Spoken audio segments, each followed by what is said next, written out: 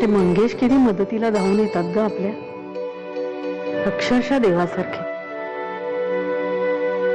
म्हणे एकदा त्यांना घरी बोलव ग. मला तर वाटते की जेवायलाच बोलवावं. इथे काकूकडे नको. काय रे आकाश, किती वेळ झाला आम्ही वाट बघतोय तुझी. हा, किती वाजले? अगाई मी तुला सांगितलं ना, सध्या माझ्याकडे एक फारच महत्वाची केस आहे आणि तपास लागल्याशिवाय मी घरीच येणार नाहीये. तू तुझं काम संपवून ये, मी दार लावून घेत नाहीये. तू आलास की मी उठेन. ठीक आहे. हे बघ आई, चिडू नकोस प्लीज. डॉक्टर रेगेंची अपॉइंटमेंट मिळाली. महिनाभरानंतर ना? मग मी गुड न्यूज असं म्हणालो असतो का? परवाची अपॉइंटमेंट मिळाली. काय? परवाची? अरे पण कसं काय शक्य झालं? माझी पूर्वपुण्य कामाला आली असं समजा.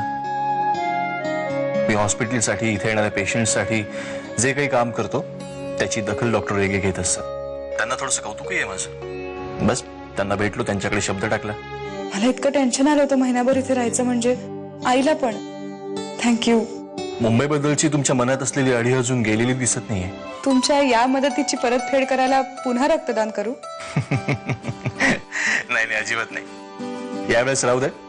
पण मी आता जी मदत केली त्याची परतफेड मी तुमच्याकडे नक्की वसूल करेन. अच्छा, ठेव मी. काळजी घ्या. हो.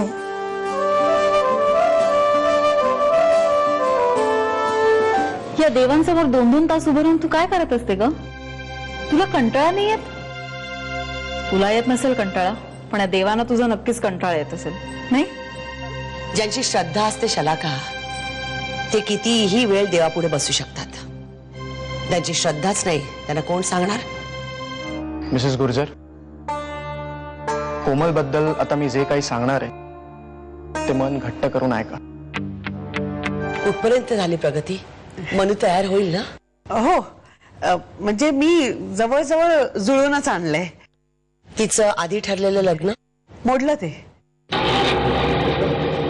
म्हणजे मोडल्यातच जमाय.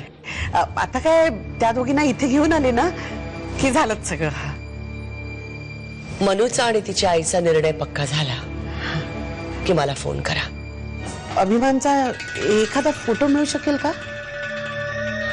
हो, नक्कीच.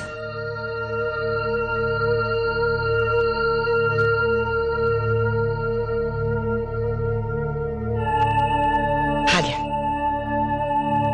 अहो, आपल्या मनूला स्थळ सांगून आलंय. अहो, मुलगा लाखात एक आहे. आपली मनू पैशाच्या राशीत लोळण घेणार आहे. अहो, तुम्हाला सांगते, एक मिनिटा एक मुलगा आहे, घरचा बिझनेस आहे, सगळी सुख पायाशी लोळण घेतात त्यांच्या. मनूला खरंच असं स्थळ आलंय? माझा विश्वास नाही बसत आहे. तुमचा विश्वास बसत नाहीये ना? बरं, माझ्यावर तरी विश्वास आहे ना तुमचा? एक मिनिट फोटो दाखवते तुम्हाला त्याचा. आवडला ना? मग हॅलो शलाका, आज परीक्षा आहे ना तुझी? All the best. दुसरं काहीही मनात न आणता मस्त पेपर लिही. हो मम्मा. सकाळीच तुला विश करणार होते, पण ते सोडून आपण भलत्याच गोष्टीवर वाद घालत बसलो. मम्मा, आय एम रिअली सॉरी. पण कोमल असं कसं करू शकेल? ती कशी काय अडकेली? की तुम्हाला शब्देवर सांगते, ती अत्यंत साधी मुलगी आहे. अगदी बरोबर.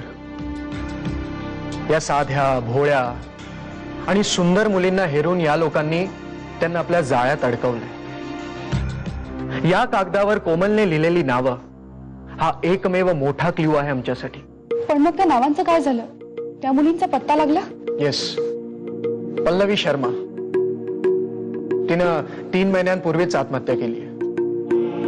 तिचेही असेच फोटो कपाटात सापडले होते. आणि दीक्षा गेल्यानंतर ज्या काही मुलींची आम्ही स्टेटमेंट्स घेतली त्यातलीच एक मुलगी होती कादंबरी हिरलेकर, जी अजूनही तिथे काम करते.